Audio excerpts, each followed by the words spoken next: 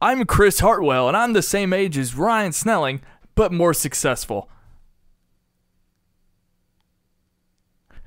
Is that how we're starting the show? No. Okay. Jay, due to our comment section of last week's show, I've learned a lot in the past 7 days. What's that? You try to do something fun for Schmoeville by calling Mark Ellis on air, and it just seemed to backfire. You were kind of a prick to him. Yeah, I was. That's not really debatable, but what is debatable is whether it was actually real or not. Well, of course it's real. Everything's real. No. Santa Claus? I was really disappointed, and you can say whatever you feel about that segment or that whole setup and everything. I was pretty disappointed that people didn't catch the spirit of what I was doing with that episode. Do people think that I really tried to sell him drugs in Cincinnati, Cincinnati, Ohio? Well, I was thinking a lot about why people didn't react the way I wanted them to. You can argue the quality of this segment. You can talk about how bad the segment was or how great the segment was all you want. I just wanted you to understand that it was at least a segment. Like, those are two separate conversations. The people that did and did not get it versus whether it was actually good or not. Those are two different conversations. But regardless, I just couldn't believe. I mean, the setup was playing up the fact that this show loves to speculate wildly about the smallest things. And there was actually some truth to the story. The truth being that I asked all of the wangers what that particular instance meant when Brett got distracted. And their answers or their responses were equally as stupid as the question, because something did truly fall off the desk. But I was like, well, this might be funny to play it up for the show, because that's what our podcast does, wildly speculate. And so I'll play it up, and then Mark was gracious to come on at the end of the show. I thought Schmoeville was going to get a kick out of it, because I looked foolish. That was the point. Well, for the most part, they did. They liked it. For the most part, I would say it was like 50-50, maybe even more so.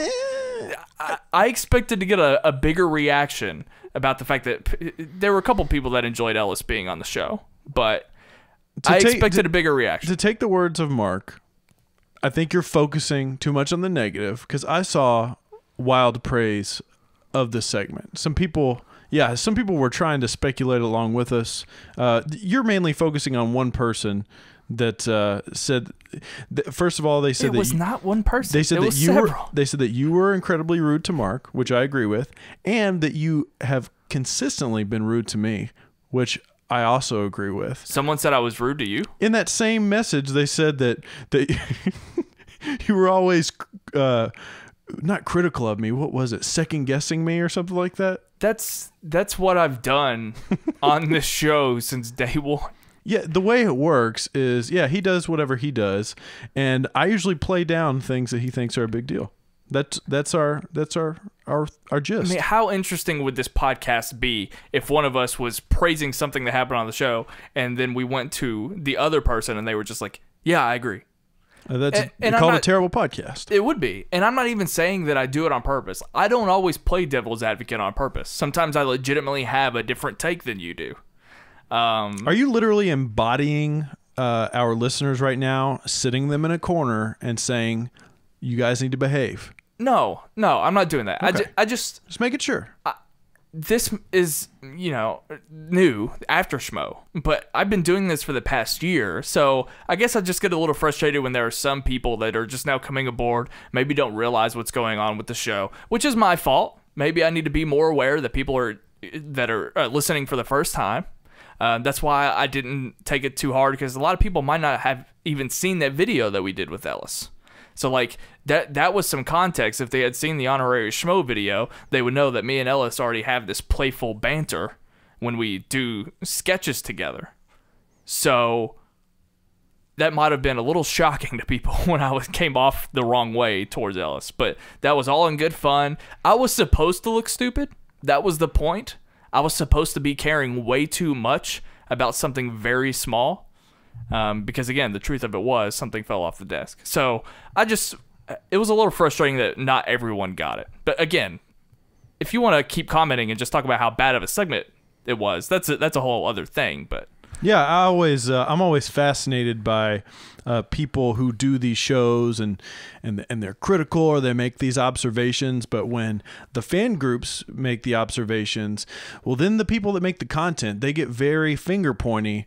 Like, it's okay. You can review the reviewer. I have no problem with that. Yeah, I love it. I support it. If there's anybody out there, if you ever talk to a movie reviewer, a music reviewer, anything like that, that can't take their own criticism, that's when you have yourselves a dog. That's one reason why I don't want to be too hard on the fans, is because they're doing what we do all the time. Sometimes I take things the wrong way. And that was part of the reason why I did the segment. So I understand, but we're just talking it out now. We've already kind of gone longer than I thought on this. I know. There's one guy that likes to count down how long we get into the music. But and this then is a conversation that Schmoeville should be happening. I'm guilty of it. Sometimes we take it too seriously.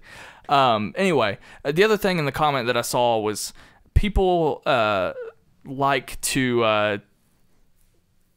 they put too much emphasis on some of the words that we say. The main thing last week being that I seem to overlook the fact that Riley got his nickname Yodi by doing a Yoda impression.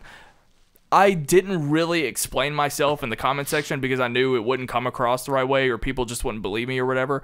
I'll just say that I have a tendency, since I've only done the Schmoeville After Show during Phase 6, I have a tendency of just referencing things that have happened in Phase 6. So while I was coming from in last week's episode, I was like, well, I'm not sure who did the Yoda impression recently in Phase 6. So that's why I was like, well, was it a Wanger or Riley? I was still aware of the previous history of where he got the nickname and everything. It's just I was thinking in terms of Phase 6. Yeah, I mean, there's an aspect of fanboyism, and not that there's anything wrong with this, but there is an aspect of fanboyism that it's like, hey, look what knowledge I can drop because of how long I've been reading this comic book or how long I've been invested into this franchise or whatever. That's cool. That's not that big of a deal. You know, people like to show off how knowledgeable they are about things, and that's cool. But yeah, I mean, look, we're just doing a show here, guys. It's just a thing. That's how people are protective over what Kristian and Mark have built. Absolutely. And that's not an issue. So I understand that people want to people are making sure that we're staying on top of our game, and that's totally I'm protective fair. of Drake. Don't come at me with that nothing was the same BS, all right? I go way back, Degrassi days. Okay, I think we've done enough airing of grievances.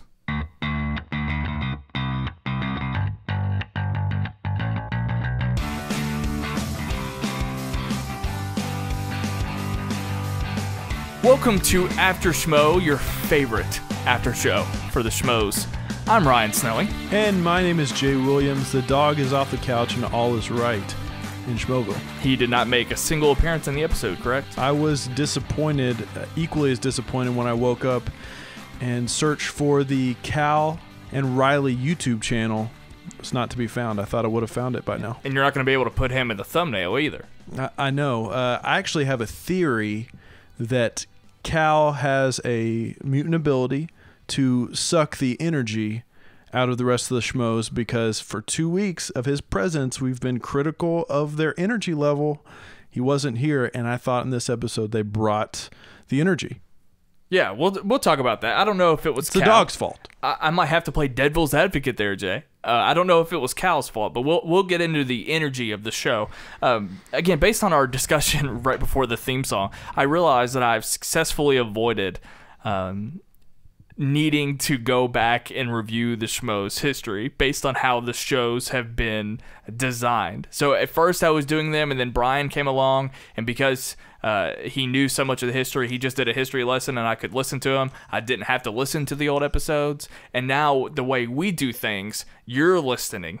That's right. And catching us up on the history lessons. And again, I am avoiding going back and reviewing those old shows. So I'm actually glad that you're doing that. I'm glad that you're doing that. That you're not doing. That you're not doing that, because that's something I'm fascinated with lately. It's like, what is the standard fan experience like? Like, we can't expect any person or every person that stumbles upon the Schmoes for the first time to, well, now they have to go back and listen to every single episode. No, look, we can review the show week to week.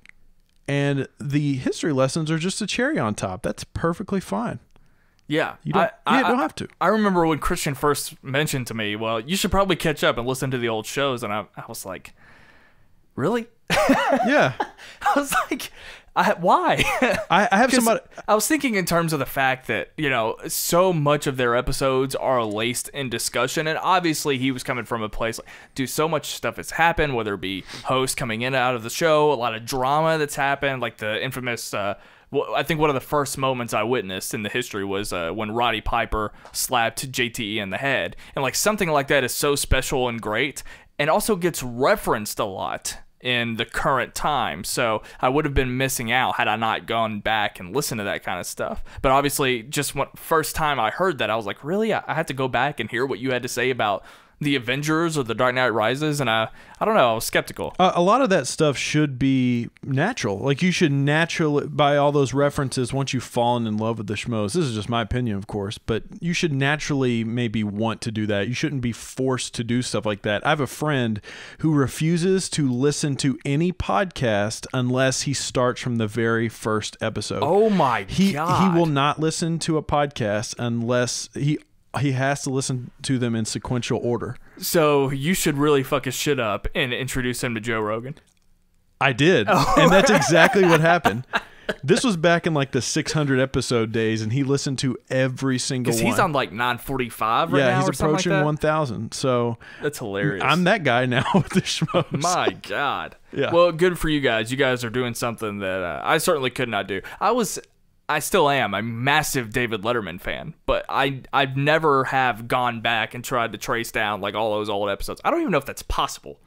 There might be some obscure channel that airs old episodes of his, but obviously I can look up clips on YouTube. What if somebody tried to do that with like Movie Talk or something every day? Well, then my point that I made about the Schmoes would actually come into play there. Right. Why on earth would you have to go back and listen to something that's that topical? Man, I can't imagine doing that. That'd be awful. Yeah, for sure. That'd be terrible. Anyway, we're here to talk about live show number 276. No, 277. I left the old obsolete note from last week. My apologies. I've already prompted someone to comment in the comment section below. You're fired. 277 movie letdowns plus it's all about the game. It's a Triple H reference. Yeah. I got you. Thank you so Smart much. guy. You know who sang that? Saliva. At one point, I think Motorhead did it. Did he? Lemmy from Motorhead. Is that when he used to drive in on the motorcycle? Or that was Rollin' by Limp Bizkit? And that was Undertaker who did that. Oh, yeah. Get with the program, bro. I'm sorry. So live show number 277, your approach to this was slightly different than weeks past, right? It was one time, a long time ago, I acted, when we podcast on a different podcast, I acted as if I was drunk during the podcast prior to recording, and you got so mad at me about it. I don't have any recollection of this happening. I remember it very, very well because I thought it was hilarious. So I decided, because the Schmoes like to drink, Brett gets a little crazy. Makuga's got that wild man sort of persona about him. I figured, why don't I try to experience the live show with some alcohol in my system? So I decided to go out with my girlfriend to Wine Wednesday. We got a pitcher of sangria for half price. Oh, that's good. Red. We got the red, and finished the entire thing. Made a terrible decision to order the white, and only got about halfway through it. Who drove home, Jay? It was right down the road. That's not okay. I didn't say that I drove. I'm not going to say I did or I didn't. Regardless. We also thought it would be a great idea to order a bread pudding. Only got about 4 bites into it. Thought I was going to be sick. God. Came home, turned on the show, heard Ken do his intro, Quote unquote. quickly realized that it was Cobster. And the first thing I noticed about taking in the show with alcohol in my system is I just thought it was great. I thought it was like the most enjoyable thing that I pointed to my girlfriend and said, that's Cobster doing that. That's Cobster doing the Ken intro. And your girlfriend's like, who the hell's Cobster? Is that one Ace? Is that Ace? Well, no, that's Beardo, right? Because he's got a beard. Did she watch the whole show with you? She did. She watched the entire show. She was doing other things. I don't know what she does. She's still learning all of these characters, if you will? Sort of. I said last week she's a big fan of Brett. She knew of John Rocha because he was involved with us on Sight and Sound and past iterations of podcasts and whatnot. I was a little bit worried last night. Why is that? Because of this. It's like...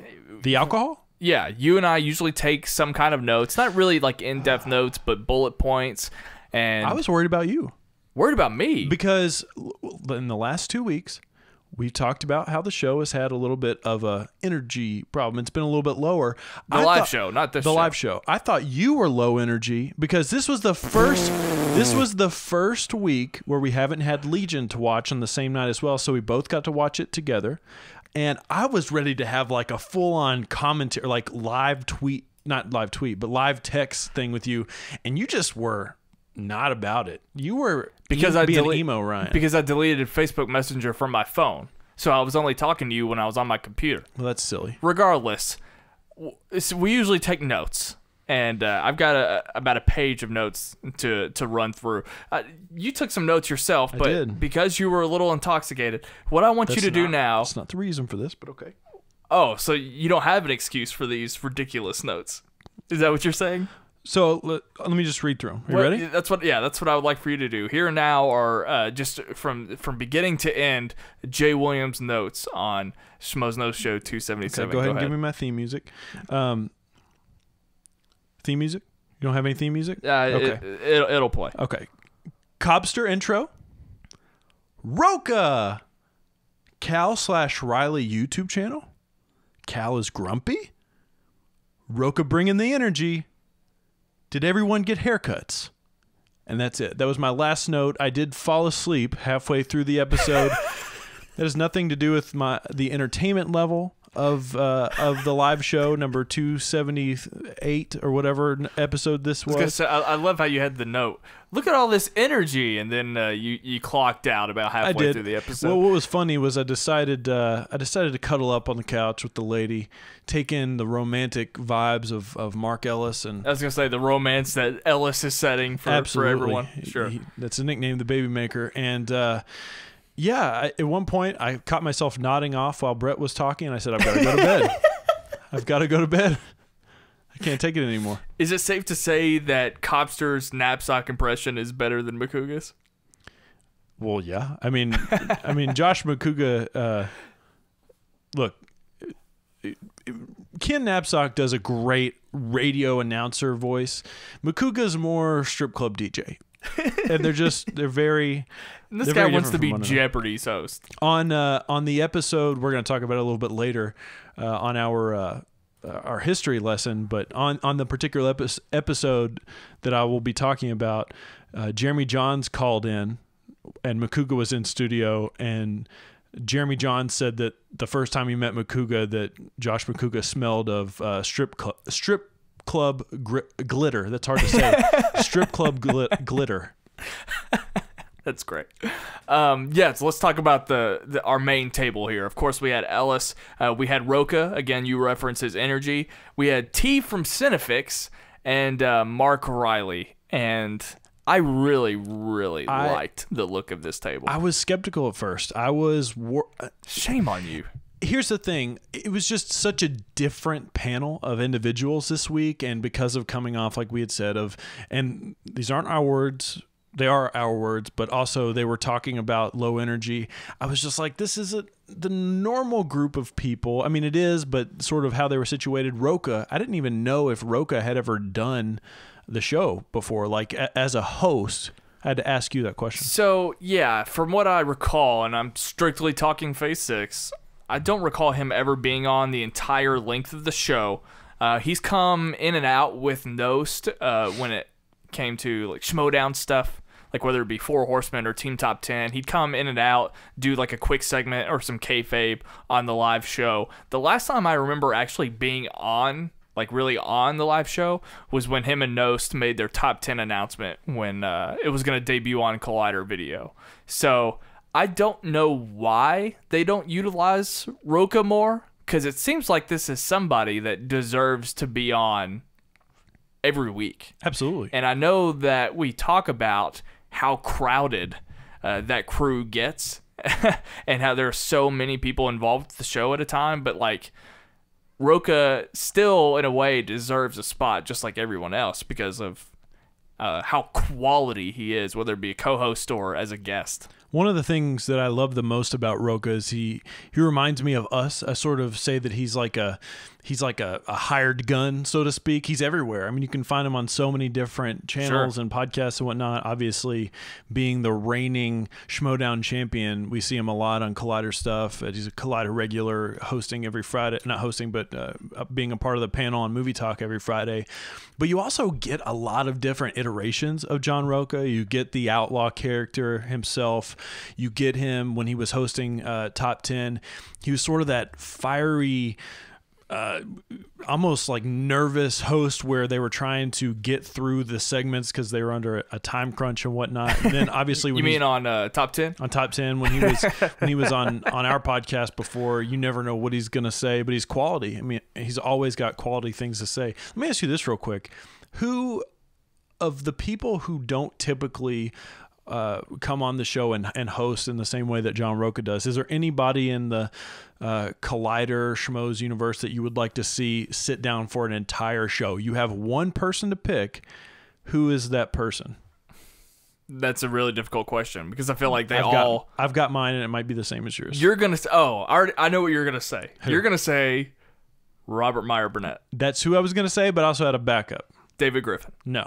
Schnepp would have been my Schnepp, one. Sure. Yeah, well, I mean, he's been there a little. Yeah, but I want to see him do a whole show. Maybe he has done that. Maybe we're going to get that person in the comments. Well, actually, on episode... Didn't he do the whole show when he was promoting the Slayer comic? Well, he definitely just sat on the couch. I don't remember him. But you want him on the main table. I want him on the main table in the similar position that Rocha was on, but I'm sure we're going to get somebody on episode 173 in phase whatever. Do you want Robert Meyer Burnett more than Schnepp?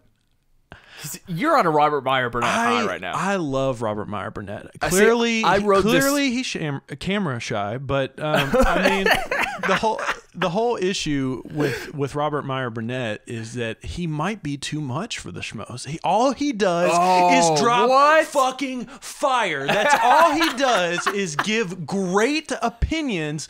Every time he speaks, I become educated. I am a smarter person in life. I make better life decisions because of Robert Meyer Burnett in my life. All I want to do is buy those action toys. All I want to do is buy hot toys, waste my life away so that I can work at California Pizza Kitchen in order to pay my bills for the rest of my family. That's it. That's all I want to do. You know, No still works at CPK. Does he really? I think his wife owns one, so he's like a store manager. Hey, I've eaten their frozen pizzas before. Is that the ones in the yellow boxes at Walmart? Of course. That's the same place?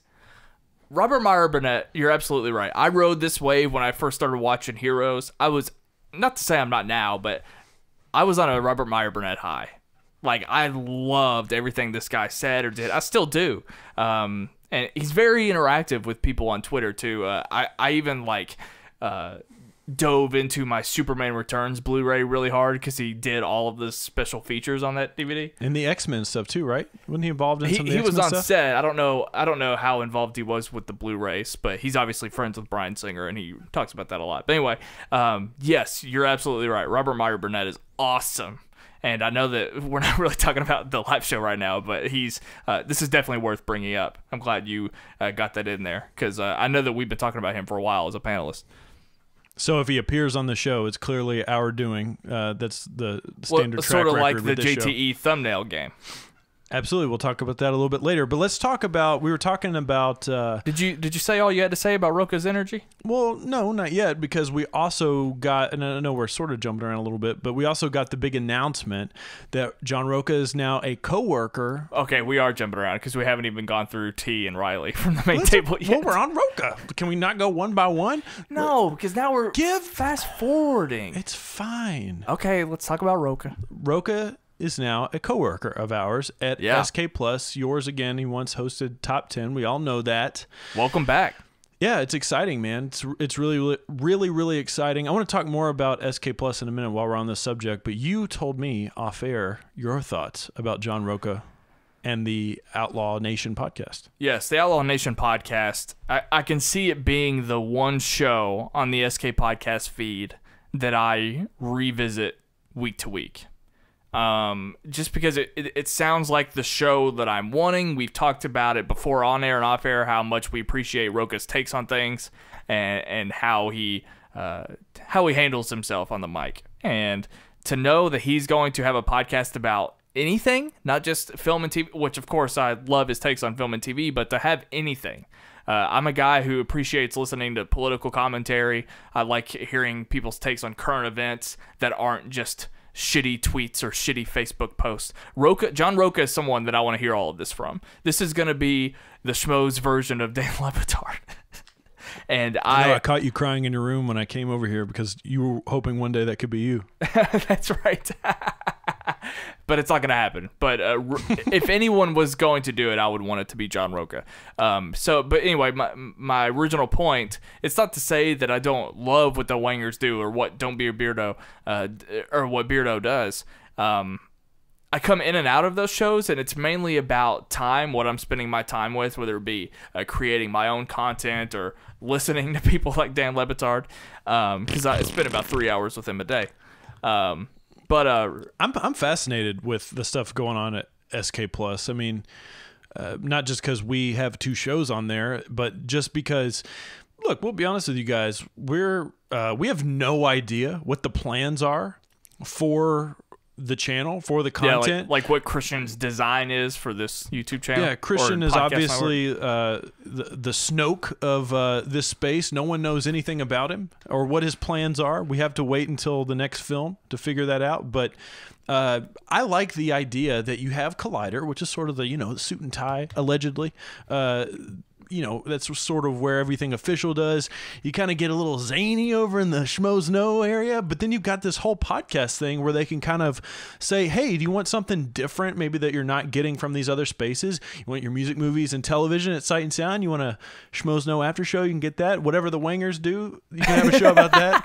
Beardo. That's actually an accurate description. Whatever the Wangers do. It's totally legit. You've got Don't Be a Beardo, which is obviously a copycat of the Knapsack Files. They couldn't afford Ken to do his own podcast over here, so they just were like, hey, that guy with the beard that runs the mics, do your thing. You're making a great point. We're pretty much free to do whatever we want, and it's pretty awesome. But again, even more to my point, I do listen to the Wanger Show every week. Great. I know you do. I do listen to Don't Be a Beardo for one episode. I've listened to a couple of Beardos. I think he's fantastic. Big fan of the Harloff podcast. R.I.P. Regardless, I'm really excited that someone like Rocha is coming back for this. So I can't wait to hear that first. Do you think we're going to get invited onto Outlaw Nation? Because that is something that you and I, or me and Brian, or me and Paul at the time, we've never been asked to appear as guests. You did call into a Wanger show one time. Yeah, but that was my decision. They didn't ask me to call in.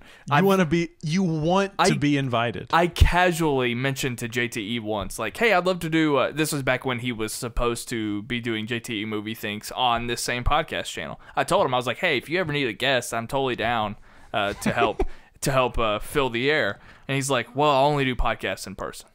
I don't blame him. I had that.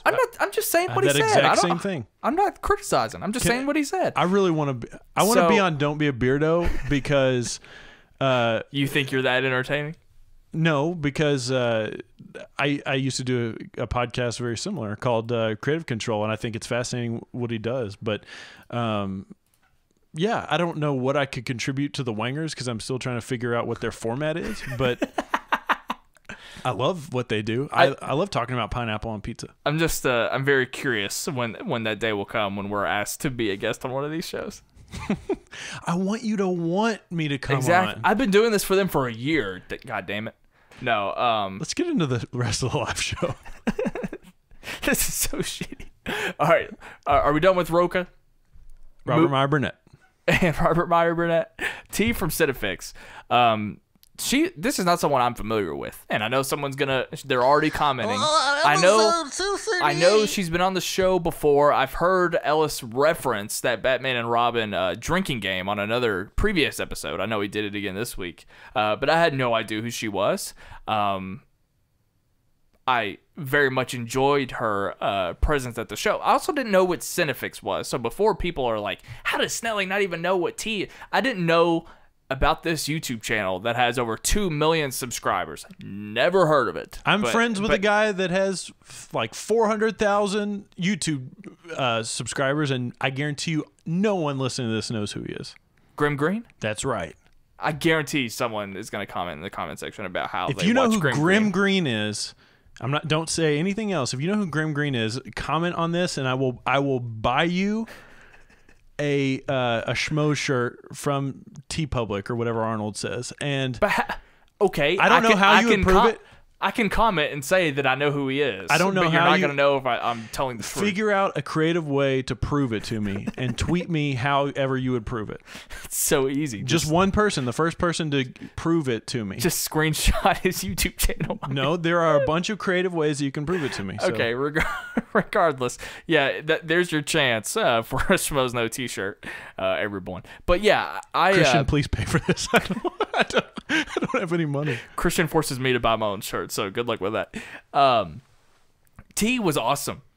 I thought her humor was very dry. We talked about that before, and I thought that she could go toe to toe with any of these guys. I thought she was great. She has this dry, witty, sarcastic sort of humor that I really, really appreciate. And I agree with you. She had no problem if she had a disagreement or she had a take that wasn't necessarily popular with people. She had no problem saying her piece. And I value that on this show. I think the show gets a little bit more interesting when those things happen. We got more of that throughout the rest of the episode with Chris Hartwell, who we'll talk about in a minute. But I appreciate her, and I'm always interested to see who that sort of rotating seat is. It's like they typically bring someone on who's not necessarily a consistent regular, whether it be an Emma Fife, who's been on there more lately, obviously, or Joelle last week, somebody of that nature.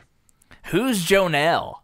Jonelle? Did you see that YouTube comment? Because you kept messing up her name. So you didn't see that? No. Someone was grilling you because show some respect, Jay. Her name is Joelle, and it's like I didn't see that, but I was like, dude, on the show I corrected Jay, so there's no reason for you to comment in here at all. She has the same name as another, or a similar name as another famous person, so I think that's why I was getting it mixed up. Yeah, regardless, it's not a big deal. But yeah, I mean, chill out. That was him yelling at the bird outside. Usually we have your dogs to yell at, but this week it's the bird outside my house.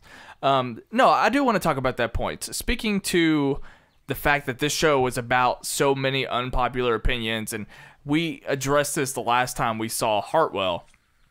I love getting to hear people's unique opposing takes on films, and that's what this entire show was designed that way. So I knew I was going to enjoy it, whether it be their 007 James Bond discussion, the fact that they were talking about Transformers a little bit because Rocha's a big fan of that, the Fate of the Furious talk, and of course Hartwell bringing in the big guns, talking about the Phantom Menace. I mean, all of that led to a pretty fascinating show.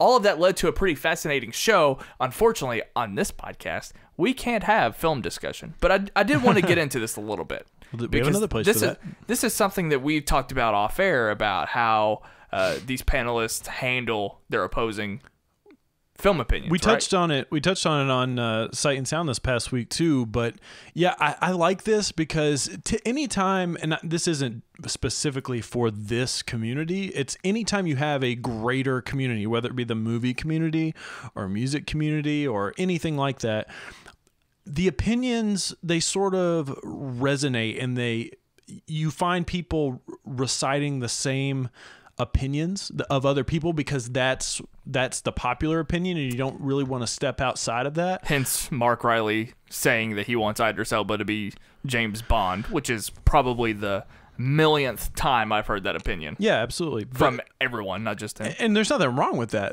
It becomes to a point where people, I think they need to update their opinions of things. I said this on Sight and Sound, that you need to, every now and then, you need to go back and revisit an old movie that you have a specific opinion on and update your opinion of it, because times change, your opinions change on things, and it's okay to have those differing opinions. And those conversations, the conversations that they had on the live show, the conversations that they have on Collider sometimes, the conversations that they have on SK Plus podcast sometimes, those are what make the community stronger and the opinions stronger, is when you challenge those things. Definitely. And I think these guys are really good at being respectful, but also love that Chris Hartwell is almost specifically been brought on to do that. Yeah. I mean, Film Negative, that series, I was a huge fan of the first one, and I think that's why he's been brought in. Definitely. And I can't wait to see the video, his new video on Saturday, regardless of if I guarantee I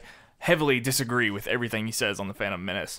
But it was funny, though. Talking about being respectful, typically, this was a test for all of our panelists, though.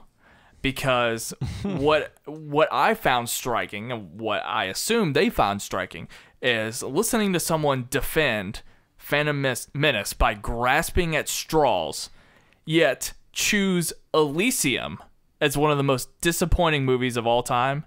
That's hard to swallow, because Elysium is one of the most minor disappointments that I can think of recently. It's definitely a gray area movie that I think you could go on either side.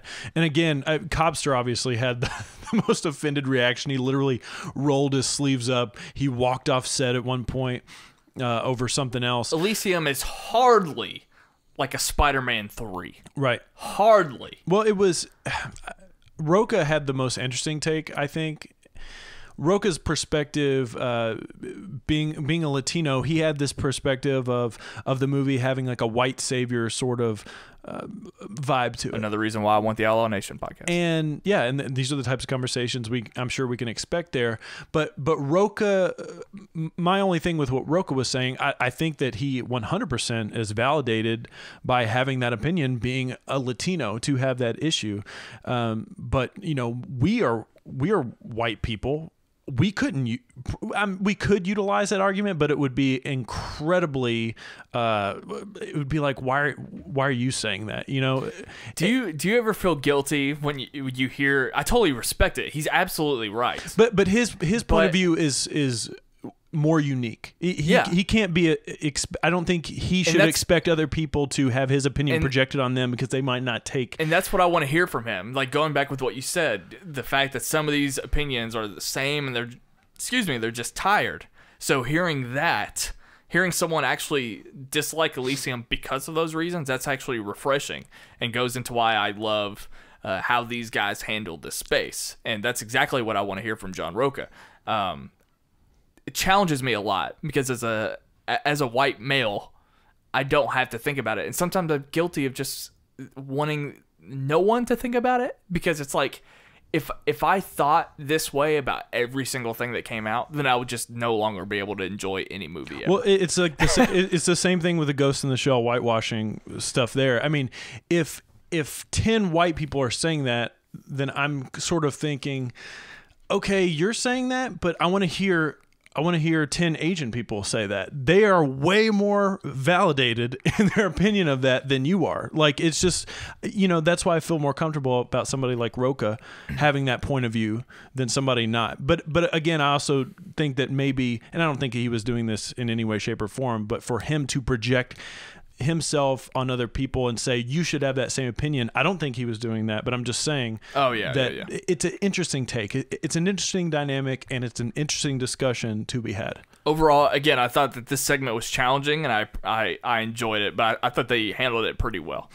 Are you saying that we don't get this often? Do you think that we don't get these mind-bending think tanks? It doesn't even have to be mind-bending. I just don't. I want to hear people. I want to hear people. What do you think Brett thought of the entire discussion? I want to hear people. I want to hear Chris Hartwell talk about why he thinks I should appreciate the Phantom Menace. I think Chris Hartwell should be the first guest on the Outlaw Nation podcast. Oh, okay. Well, I wanted it to be us, but that's fine. But no, I want to hear him, even though I'm going to heavily disagree, because there will be a movie, and even Rocha's done this before. I've talked about how Rocha is great at getting you to believe what his take is on a movie just because he's so passionate and so convincing. And I want people to do that because there might be a time when a movie does come along that I look at it with fresh eyes because of one of these YouTube personalities. And then I can appreciate something that I before had not. So these are the types of conversations that I want to have. I'd much rather hear something like this than I'm getting on Riley, but I don't want to hear why someone thinks Idris Elba should be James Bond for the millionth time. Yeah, well, it's good to hear. Maybe that's a bad example because that was barely touched on. It's good to hear these debates too, I think, for the community, because I think it's so easy when somebody has a different viewpoint than you, whether it is somebody on one of these panels or one of these Collider shows, for them to be like, that person's a fucking idiot. They don't know what they're talking about. Well, you've already ended the discussion because you sound like an idiot yourself for making that point. Have an educated discussion, and that's what I'm looking forward to. Definitely. Speaking of educated discussion, what did you think of Brett to the Future and the animation crossover? I actually thought that's sort of like a mixed bag of what we've just been talking about as well. I actually thought it was a really cool segment to sort of see that dynamic and them playing off one another, because Ace is another dark horse in this whole race of some of my favorite people in this space. Ace is a young and up and coming Robert Burnett. Robert Meyer Burnett. I love Ace. I love to pick on the fact that I feel like you're absolutely right. He's great. He's well spoken on the mic. He's very opinionated, very passionate. Great information he provides too. Absolutely. I think it's funny though, because I feel like every time he comes on the show, he's saying the same things that he said on the last time he came on, because it always happens to be about the same subject matter. And but it's always fascinating. But he just in general though, he kind of sets up every time he speaks on the show, he sets it up the same way, talking about how he's a huge fan of Ghost in the Shell. He's just really funny to listen to because he has so many funny quirks in that way. But can I give a little bit of advice to Brett? So why are you gonna make him self-conscious? No, it's not a self-conscious thing. So listen, Brett did such a good job. Brian, shut the fuck up. He did such a great job. Just listen. So I listened to Don't Be a Beardo, and Brett sort of wanting to become more involved, not only in the live show, but also in this space in general. He's being very diligent in trying to educate himself more on things. I think that Brett would be a perfect partner with somebody, much how at one time, before we ever met each other, a young Ryan Snelling and a young Jaye Williams were being groomed to work with one another, similar to a Kristian Harloff and a Mark Ellis. I think we are a lot like Kristian and Mark, aren't we? Okay. I think Brett needs a partner in this, and he tried to team up with RB3 for the Schmoedown, and RB3 didn't really want anything to do with that. Not sure why. Neither did Kristian. Anyways, I think Kristian set up an impossible goal. I think Brett needs a partner in crime. I want a Brett Sheridan and someone else podcast on the SK Plus channel to where they can work off of each other. That's my goal. Brett, look for your partner. Not that he hasn't been doing that, but that's what I want. Interesting. Okay, that wasn't as bad as I thought it was going to be. You're always negative. Let's take a break. Let's talk about what you have prepared for us in this week's history lesson. And Absolutely. You can set this up. We'll play the clip and we'll take our break. So what do you got for us this week? So this clip comes from November 1st, 2012. Do you know why that date is so important? November 1st, 2012. Do I need to think about the year or the date? Both. Oh. The date might not have any weight to it for you, but November 2012. 2012 was the year the Avengers came out, The Dark Knight Rises came out. I have no idea. Okay. This is a very special treat. I landed on this episode, and I hope you guys are going to get excited for some content on Collider and Schmoes that's about to come up. This was the day after Star Wars Lucasfilm was bought by Disney. Oh, okay. We're about to come up on Star Wars Celebration. I highly recommend everybody out there who has not gone back and listened to old stuff, go back and listen to this podcast. Now, this particular clip that we're going to listen to is actually something a little bit funny. So what's changed between last week and this week? Ken has now started the news segment. JTE is now working there at Collider, or I'm sorry, at Schmoes. Mark was not on this episode. He actually he was doing stand-up, but he called in. This was a jam-packed all-star event. You had Kristian. Mark wasn't there, but he called in. Jeremy Johns called in. Chris Stuckman called in. Josh McCouga randomly showed up. And was it all to talk about Star Wars? It was all because of this. In fact, they had an entire different movie planned. And not different movie. They had an entire different show planned, and they scrapped it because of how big this was. Yeah, absolutely. The clip that we're going to hear is actually of JTE interviewing Russell Brand. That has nothing to do with Star Wars. It has nothing to do with it. It's just a funny clip. I couldn't just pull together a bunch of stuff. So You guys are going to hear this funny clip, and Kristian and the gang, they decide to. Tiffany Smith is also another one who's come on now. They're going to sort of review JTE doing this interview. But real quick, before we go into it, it's fascinating to listen to this because they're speculating on things that we know way more about now, obviously. Yeah. But the speculation is hilarious. Because of how wrong it is? So I'm going to ask you this question. This has to do with this episode of Live Show too. On this Schmoes episode, they talk about who you would want to direct the episode 7 Star Wars movie. Who do you think the overwhelming agreed upon, like when this name came up, everybody was like, fuck yes, that's who we want. Who do you think it was? And think about the time period. I would say Joss Whedon. Joss Whedon's name did come up, but that wasn't the one that got the biggest response. Brad Bird? That name also came up, not one that had the biggest response. John Favreau? No. Steven Spielberg? No. Christopher Nolan was one that came up really big, obviously, but one that got an overwhelming, fuck yeah, that would be so amazing, it makes so much sense, Neil Blomkamp. Oh, everyone in the studio was talking about how great District 9 was. He'd still be a great choice. Absolutely. He still would. You know, his involvement with Lord of the Rings movies, I believe. Halo. Well, wasn't he part of Peter Jackson's crew? Yeah, I think they're friends. I think he probably, along with Guillermo del Toro. I think they're in the same circles. Anyways, it's a fascinating listen. Make sure you go back and listen to this. This episode, you've heard me talk about it, but there are 2 iTunes feeds. There's an iTunes feed that you listen to this on and all the SK Plus stuff and the Schmoes Know Live Show right now, but there's another one with older shows. It's called Schmoes Know Movies. And go find that. Maybe we'll drop a link to it in the description or something like that. But you said it's dated. The title is dated November 1st, right? That's right. It's episode 73, I believe, and it's 11/01/12. So Make sure to check it out. Let's listen to the clip now. So we sent Josh, the intern, to interview Russell Brand. There's a bunch of reporters around, and so this was, because of the theme today, this was the question that Josh, the intern, asked Russell Brand. Quick question. you've done a lot of comedies. You did stand up. Do you ever see yourself maybe doing something like more of like a blockbuster, big budget scale?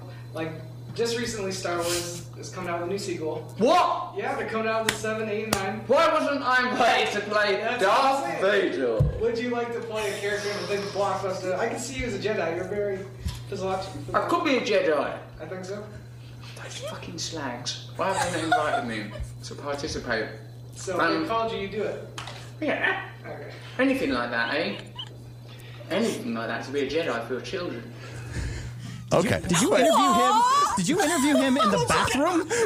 Did you track him down at the urinal? Hey. That was. I'm sorry. That was amazing. That was awesome. I think I'm like tearing up a little bit. Can I ask a question? When you think of Russell Brand, do you think Jedi? Or do you think drunk bounty hunter? I would do anything to be a Jedi. Yeah. They call me the BM Captain Codfellow, and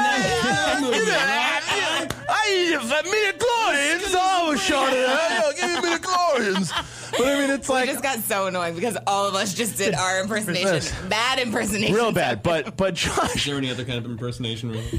I mean, I'm not gonna lie, guys. I always say this, but I'm like, I think Russell Brand's pretty freaking sexy. I can't. why? Really? You I like don't know, heroin? It's like the bad boy thing. That's fine. And Do you those, think like, he's really, there are funny? better really bad boys. tight pants. Do you watch Really? movies with your eyes open? I was like, All right. you find him sexy, that's fine. Do you find him funny?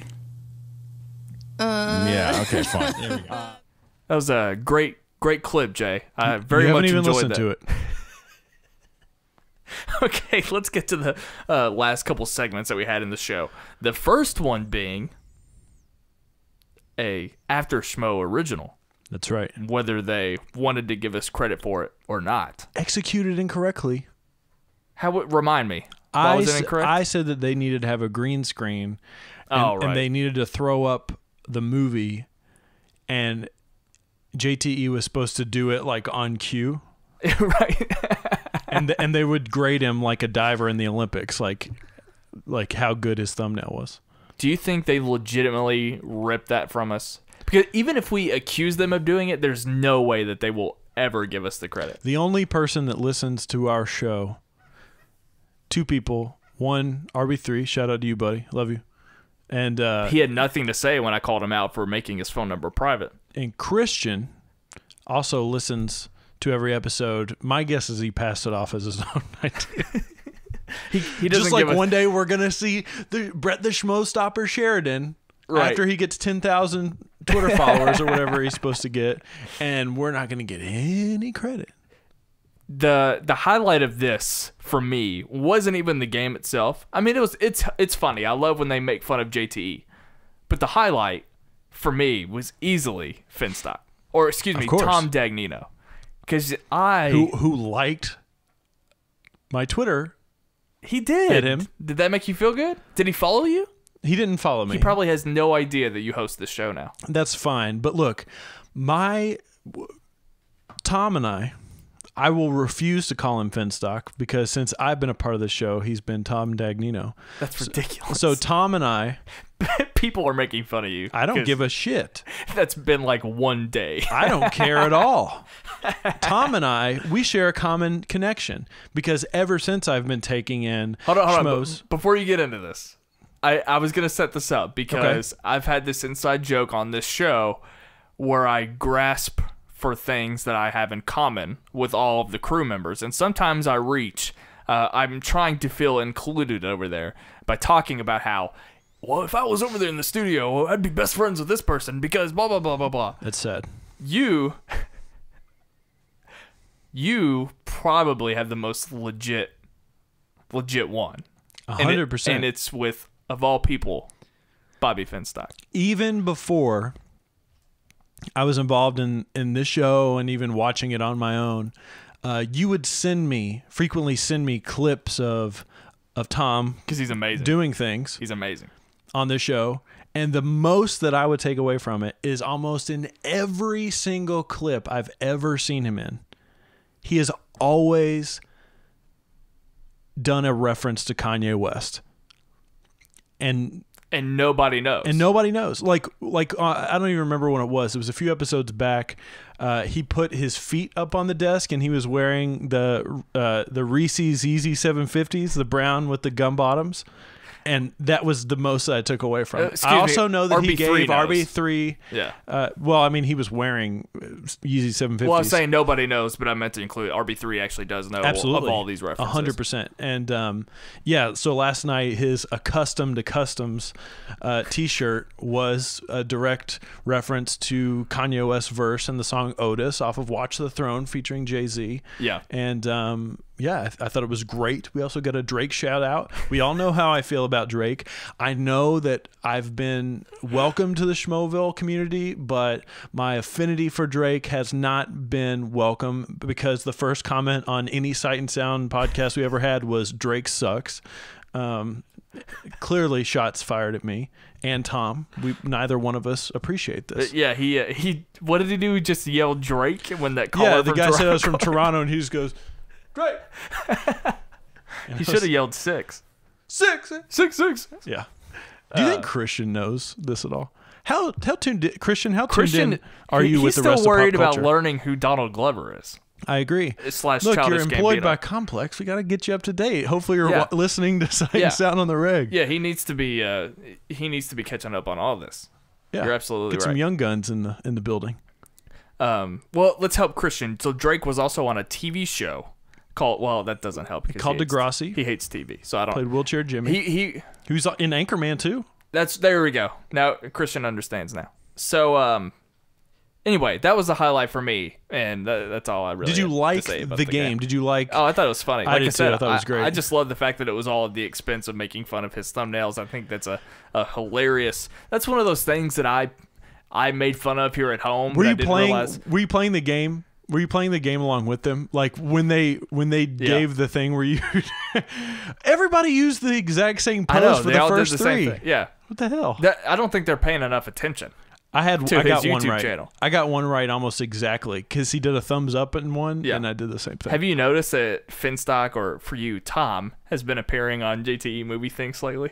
I didn't notice. He's done a couple videos with them, and I haven't seen them because I think they're about things that I don't care about. But I'll follow up on that. I'm extending the invite to Tom Dagnino to come on Sight and Sound Music anytime to talk about his affinity for Kanye and his involvement in Drake music videos. Well, he's about to leave the country and do God allegedly knows what, he's obviously fleeing from something past child support. I don't know.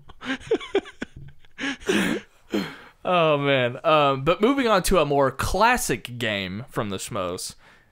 So classic that some might even say it might be the first game ever invented because it's simply titled The Game. I think so, yeah. These were difficult this week. Yeah, they were. They were really tough. Off the top of my head, I can't remember thinking of any of them.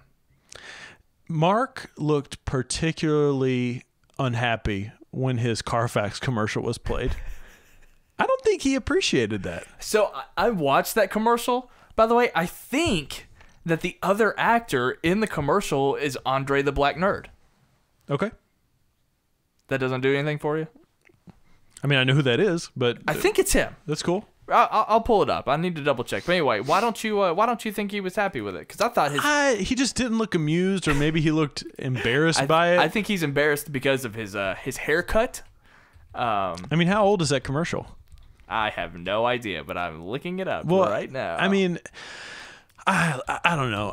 Mark, it's okay. Just embrace it, man. I mean, you're clearly a successful individual. We all have things that we're not happy with our past work. I'm sure you could go back to the history of us being on this podcast just a few weeks ago and hear us being disappointed in our performance. There are 2 ads. Oh, really? I didn't realize that he did 2 of these, and he has completely different hair in both of them.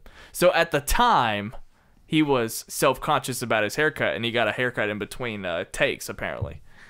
So that's very, very interesting. That's fascinating. I didn't even realize that he looks like a little boy. Did you notice how competitive John Rocha was? Of course. My God. I mean, he was even really competitive in the JT thumbnail game. I mean, have you not seen Rocha? All the belts. Have you not seen Rocha on movie fights? Yes, I've seen him on Movie Fights before. My God. No, I haven't. I don't watch that show. I was gonna say he's always out for blood. Every time he's so competitive. I did watch. I did finish watching the Collider Movie Fights. Yeah. Which congratulations to Ken for winning that whole thing. We had a debate as if that was what actually happened. I thought Kristian's exit was preposterous. By the way, the round that Kristian finally was booted, I thought that was just so silly. But I can't believe Perry made it the entire way. That's nuts. Can I, real quick? I know we're winding down, and we probably haven't. Yeah, even, we're so off track. Probably haven't even closed out this segment. But can I get an over under 60%? We get Kristian back on the show before July.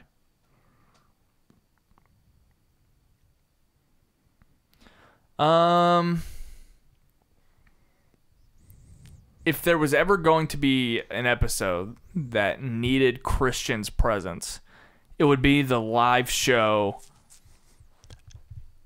He might do this preview for Celebration. That is something that I just now considered. They are pre-recording next week's show because they will be at Celebration. So he sort of doesn't have an excuse. So I'm wondering if they will pre-record it. I know that Ellis promised that it was going to be a Fate of the Furious preview, but there's no way that they don't talk about Celebration. And you're absolutely right. Kristian doesn't have an excuse to miss out on a pre-recorded show. I might follow up with him on that. Even though one week, was it last week that he did? Was it last week or 2 weeks ago? During the recording, he went to go see a movie. He was at the Ghost in the Shell, not premiere, but screening last week. I thought he saw Life. It doesn't matter. Regardless, yeah, I think that's a good call. I think the Star Wars Celebration would be a good one to come back. So you're going to go over 60%. I'm gonna say that he has no reason to not be on next week's show. Okay, fair enough. I don't have a take. But until July, I don't really know of any other instance that would be big enough for him to come on. Right. For sure. It would have to be that. Okay. I don't have it. What else do you say about the game? It was good. It was funny. Entertaining. It was a good game. Like I said, it was a difficult game. I don't think I got any of them close. We did get JTE calling Mrs. Doubtfire Mr. Doubtfire, which what did you think? What did you think about Mark's position in front of the curtain where RB3's spot typically is? I have no position on it. I thought it was interesting. I thought it was a different take. Just because Ellis, was just him as a standalone head Ellis was hosting the show. looking in a different direction. I mean, that's pretty much all I recognized. It was just him head on hosting the show. I just thought it was kind of funny. It reminded me, I think I said this the first time they introduced the couch and the curtain, but it reminds me of the episode of Seinfeld when Kramer has the Merv Griffin set in his apartment. Reminds me of a dunk tank. Like at any point, somebody's going to throw a ball at him and he's going to fall into a pool of water. That's my take. Okay, I think we're done with After Schmoe. You're shaking your head right now. You don't know how well Lebitard utilizes complete silence. I'm perfectly fine with that. I don't know if you know this, but I've been known to do a few other podcasts myself. I was just telling you what? What'd you say? What? Tom Dagnino hit me up about Sight and Sound Music. Kristian, please pass along this message. I would love that, but I'm going to, not that you were going to invite me anyway, but I'm going to purposefully sit out on that episode because I want to see how long I can go by keeping him a complete enigma, and I think by having a conversation with him would ruin that. So I'm going to make sure that I steer clear of that episode. Makuga still hasn't followed me back on Twitter. I requested that from Ellis last week. Still not happened. Maybe Ellis didn't like my tone. That's fine.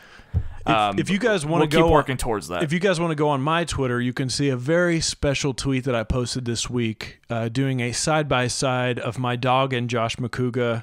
Kristian liked the picture. If that says anything about its quality, their likenesses are uncanny. So we're going to finish every episode of After Schmoe talking about what tweets the Schmoes did and did not favorite. Well, let me tell you. That's sort of what the ending. Well, here's what here's when the Schmoes gave us attention this week. Here's what I can sort of end on. I did notice a particularly interesting tweet. I'm fascinated about this group of people outside of this space. I saw Kristian respond to a fan asking him when is he going to be on Bertcast. Bertcast being Bert Kreischer's podcast. If anybody listens to the Joe Rogan Experience, Bert Kreischer, who's a stand-up comedian, famous for his story, The Machine. I don't know if Kristian and Bert Kreischer are friends or not. Maybe they are from their Comedy Store days, but I'm very interested in seeing the Schmoes cross over into other spaces because I want the show to grow as much as anybody else. I think they have a very fascinating story, a very fascinating set of circumstances. And if anybody out there listens, I know we have a few people that listen to us that listen to other podcasts like Joe Rogan and stuff, but I would love to see Kristian on the Bert Kreischer podcast. Something that struck me, this actually happened like several weeks ago, but Kristian favorited one of my tweets. We're back to this again? It was me. Well, this is you'll appreciate it. He favorited one of my tweets that was praising Reese Witherspoon on Big Little Lies. It's like, did he mean to favorite this? Apparently, he's been watching Big Little Lies, and he's a big fan of the show. There's only one reason. He's married. Well, no, because he's still trying to figure out what Laura Dern's role is in Star Wars The Last Jedi. That's the only reason he knows about Childish Gambino, a.k.a. Donald Glover. Yeah. I have an entire theory of Kristian's progression of enjoying Donald Glover. I'll share that at another time. Guys, that's it for us on this episode of After Schmoe. If you like me and Jay, you can also find us on the SK Plus YouTube channel where our other podcast, Sight and Sound, is. And we haven't worked it out right now, but we're probably going to put together a giveaway for that, so stay tuned. We'll probably talk about it sometime next week. But if you do enjoy what you hear on our Sight and Sound Weekly when it is featured on this YouTube channel, just know that it's its own podcast, it's its own YouTube channel. I use that account to comment when I engage with you guys, so that's how you can get to it. Just search Sight and Sound on YouTube, and we always put the link in our description. But of course, it's also on iTunes. So by listening or subscribing to both of those, you get all of the other content that Jay and I produce together. So please come hang out with us on Sight and Sound. I just put up a video titled 13 Reasons Why should be required viewing because I just finished that show. Jay, what's the latest thing you've done for Sight and Sound?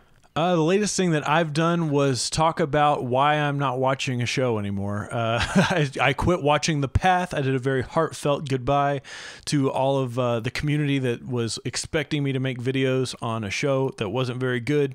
So yeah, you can see me quit watching TV shows on our YouTube channel. But no, that's a good point. We're obviously covering everything, music, movies, and television. It's a place where you can go if you guys are watching TV and you want to hear about TV coverage.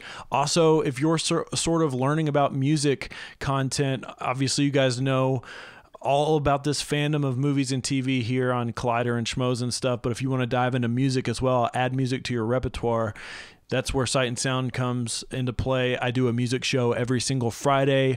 I've been talking to RB3 about coming on and doing a Kendrick Lamar reaction to a potential new album he's got coming out. I know a lot of you guys enjoyed our Kendrick Lamar discussion we did on Weekly. That's where you can find me. You can also find me on Twitter and Instagram at Jaye Williams, J to the A to the Y to the E. It's the same for both.